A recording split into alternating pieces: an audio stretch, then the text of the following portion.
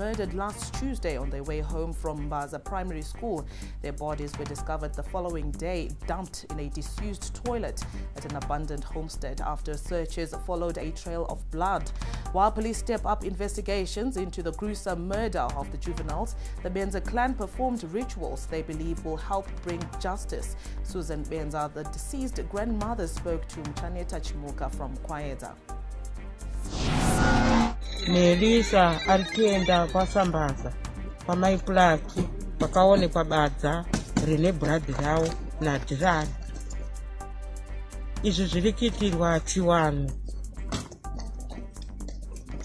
semudzinza mavo kuti vanhu vanenge vaparara zvisina tsarukano vanoendeswa paumba ipapo pane munhu anenge akaita basa rake iroro. Chief Ernest Sachirarwe of Nyanga unpacks the process which led to the duo's burial. Uweza kashuka mitumbuni zuru wakati nonoke saka dzinza racho usawira nakwangu wapata nenoizi dzavanga wakuita zvakabva zvasvika pakuti urongwa watadza kuitika usiku saka pa nekusanzwisana kwavo uye pakazoiti umwe wacho wanga wavuzoti wadhakwa vamwe wasina kuzofuma kwaita nhasi ndokwazotorwa kofinira Dylan neramerisa kuenda naro pasini pawakadini pawakaureva ndopazogona kuitwa chiwano changoitwa ipapo asi mudzimba dzavanhu vakaparadza ava hamuna kugona kuzosvikiwa. Vamwe vacho vanga vachiti vari kukumbira kuti ropa riri pamba pavo izvo vanova kuigwa nhasi ropa iroro ritoro saka harina kugona kutorwa nekuti iropa ratove mukati memusha mavo hatigoni kuritora kuringisa kuti rive rigwe nevana kuga vana vafanira nenzira yakanaka apa saka ropa iroro tatingarisariri kukungoti zvitori pamba pavo pamusha pavo saka ndo zvaitika zvazoita kuti vanhu vatadze kusvika kuenda mudzimba macho chaimo chaimo asi panzvimbo pakaurayirwa vana vese vatatu pasvikwa nevana ivavavo umwe neumwe achiradzikwa paakaurayirwa nechikananga chaitirwa ipopapo kuitira kuti pachiwano pedu mweya yevana ivavavo iwe inotangira ipopapo kubva mukushaishirwa kwayakaitwa. A man from Gweru, a city in Zimbabwe's Midlands province, gunned down 2 people on Thursday night over allegations of infidelity. The suspect, Peter Dube, who is still at large, accused his wife of having an affair with another man. Midlands Police Acting Spokesperson Assistant Inspector Ethel Mukwende gives us more. I can confirm that we're investigating 2 cases of murder that occurred along Main Street in Gweru on the 23rd of April 2021 in the early hours of the morning. However, we do not yet have finer details as to what occurred. We are made to understand the accused person is still at large and our officers are still at the scene gathering evidence as well as conducting investigations. As soon as we have any finer details, we'll let Health experts in Zimbabwe are worried with the level of complacency in following COVID-19 regulations. In the face of a COVID-19 third wave threat, experts believe people are now letting their guard down. Zimbabwe Medical Association President Dr. Francis Chirowa speaks.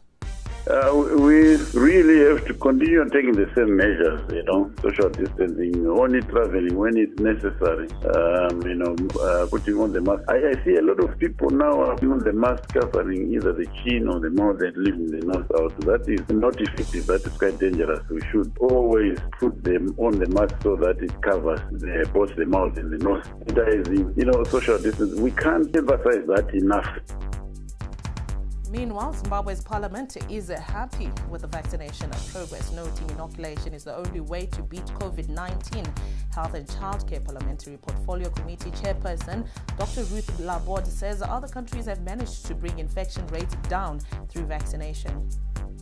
The one thing that the board has given us rest about is the vaccination. That's number one. We need to drive it. Otherwise, we are pressing for a heavy COVID period. I saw that they are rolling out a minority. The city will go down 24 minutes every day. They are vaccinating. They've opened it for that. So I think there is a concerted effort. Public health specialist Itai Risike reiterated that inoculation is the only way out in the face of a third wave threat.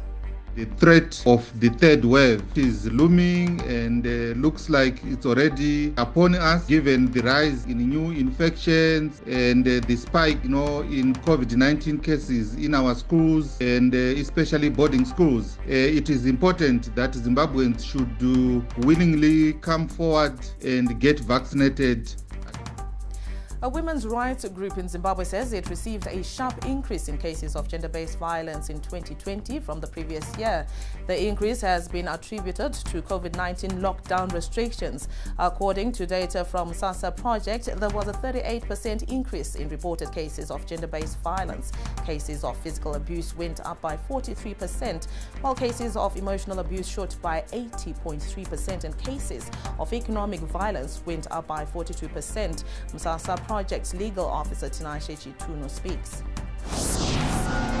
Issues of loss of income, depleted income by the family unit, and hence we saw a surge in physical violence over limited or little income within the family for the family to survive. We also saw frustrations in terms of the social lifestyle a family was forced to live under. You see an environment where the father, the mother are just enclosed in a small environment. There are no opportunities to go and socialize outside, and also social gatherings for men. We also saw that the surge was a contributing factor was that the survivor was trapped in the same environment with the perpetrator. And there was no way for a survivor to actually go and report or find other mechanism to do with the violence within the home. In business, strong performance and the elimination of all foreign-denominated debt has seen Pick n Pay reassessing its Zimbabwean investments to nearly 70 million rand, up from 50.4 million rand in its annual results for the year ending 28 February 2021. The South African-based retail giant disclosed that its Zimbabwean unit posted a solid performance despite a tough operating environment. Zimbabwe spent most of last year under a COVID-19-induced lockdown, which saw business hours being cut, but Pick n Pay managed to sustain market growth. ZTN market analyst Kudzi Sharara gives us more.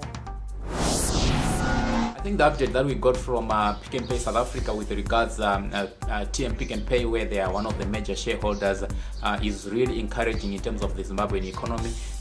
It speaks to the recovery that we witnessed post the lockdowns periods that we had last year, post the currency reforms that we also embarked on last year. And when you talk of economic growth, you need to be looking at what's happening with the companies that are operating in the economy, and the strong performance that was reported by Pick n Pay is really encouraging, where they speak of not only revenue growth, which moved from about 23 million rand to about 109 million rand, which is equivalent to 7 million United States dollars. That's the kind of revenue that they reported, but they also speak to the growth in market share, as well as growth in volumes that they managed to sell. And I think it augurs well for the Zimbabwean economy when we see performance, because when you talk of retail, we are not talking about what people are buying in terms of the purchasing power. And when retailers like TM Pick n Pay are recording strong growth, it speaks to the economic recovery, because an economy cannot recover when it doesn't have, when its citizens do not have the spending power. And the results from Pick n Pay is encouraging in terms of the recovery of probably disposable incomes, as well as, and I think it speaks to the stability that we saw in the second half of the year in terms of the exchange rate, where the buying power was no longer being eroded by a falling or depreciating currency. France has announced that starting Saturday, travelers from South Africa will be quarantined for 10 days. French Interior Ministry says that there will be strict guidelines for people arriving from South Africa, Brazil, Chile, Argentina, and India. The travelers will quarantine at their residence while being closely monitored by the police. Moving on, the UN World Food Programme says that the attack last month on the town of Palma in northern Mozambique has caused tens of thousands to flee the arena, adding to a growing humanitarian crisis. Dozens of people were killed in the 5-day assault by suspected Islamist insurgents. About 50,000 people have been displaced, some to remote areas. The WFP says many lack proper shelter and malnutrition among children is on the rise. The agency says close to 1 million people were affected by the conflict. At least 13 patients have died after a fire broke out in the intensive care unit of an Indian hospital treating COVID-19 patients near Mumbai. Authorities said the blaze, which took place early on Friday, was extinguished and 4 survivors have been moved to nearby hospitals. The incident comes amid a deadly second wave of infections in India. The spike has overwhelmed hospitals, creating a critical shortage of oxygen, ICU beds and ventilators. Up next is sport.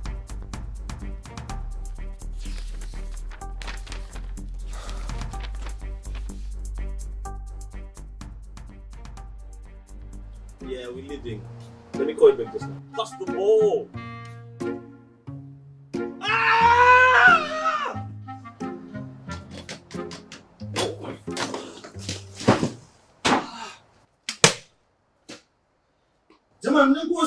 Chi, What's your problem? What do you expect when the internet is acting up like this? Oh, do you have something better? Yes, so. Really? Internet. Huh? You're bragging about this, though, man. But anyway, Dad, can I please have your pass? No, As in password. internet. Please, please, please. I'm streaming a live football match. But it's easy with Zo. Zimbabwe Chevrons have made it 1-1 against Pakistan after winning the second T20 international by 19 runs at Harare Sports Club. The host had set 118 for 9 after Pakistan had won the toss and opted to field. The visitors were bowled out for 99. Meanwhile, the Chevrons went into the second T20 against Pakistan without captain Sean Williams, who was ruled out through soft tissue injury. Brendan Taylor replaced him as captain. According to Zimbabwe Cricket, the team's medical team recommended that he be rested as a precautionary measure aimed at getting him fully fit ahead of the more demanding test series. The Zimbabwe Pro 50 tournament after Rhinos win over Southern Rocks by 3 wickets at Old Hararians yesterday and Eagles' 72-run defeat to Tuskers at Takashinga. Here's how the Pro 50 log looks like.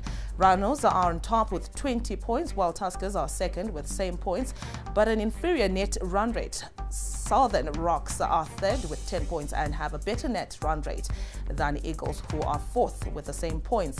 Mountaineers are yet to pick points. Harare Sports Club ladies rugby team is set to begin their training next week. This is after the men's team started yesterday evening in small numbers. Sports Club is going to start training with the ladies on Tuesday. We are going to ask them to come in small numbers, then we'll increase the numbers as we go. We are just being cautious because the pandemic is still with us and we wouldn't want to have cases rising.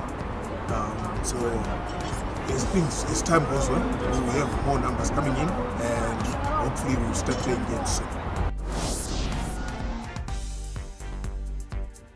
And that's all we had for you on ZTN News Blitz. Connect with us on our social media platforms, Twitter at ZTN News, Facebook Zimpapers TV Network, Instagram at ZTN. Remember to like and subscribe to our YouTube channel, ZTN. You can also visit our website, ztn.co.zw, for more updates. Happy weekend.